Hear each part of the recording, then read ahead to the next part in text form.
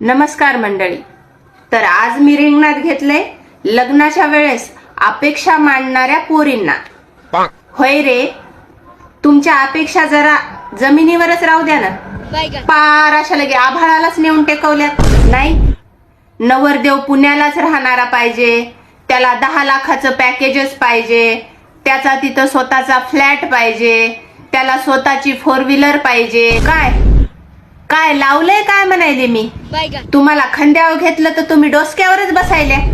गावात जत्रा बसल्यावर त्या जत्रेतून 10-10चे कानातले, 10-10 रुपयाच्या लिपस्टिक, 10-10 रुपयाचे नाकातले घेणाऱ्या तुम्ही बाजारातून 100-100 रुपयाच्या पॅन्टी त्या गाड्यावरच्या आणि 100-100 रुपयाचे टॉप घालणाऱ्या तुम्हाला 10 लाखाचा नवरदेव पाहिजे.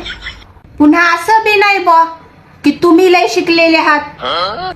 नाही, तुमचं MBBS झाले, तुमची इंजिनिअरिंग झाली, तुम्ही स्वतः 4-5 लाख रुपये कमवता म्हणून तुम्हाला 10 लाख पॅकेज वाला पाहिजे.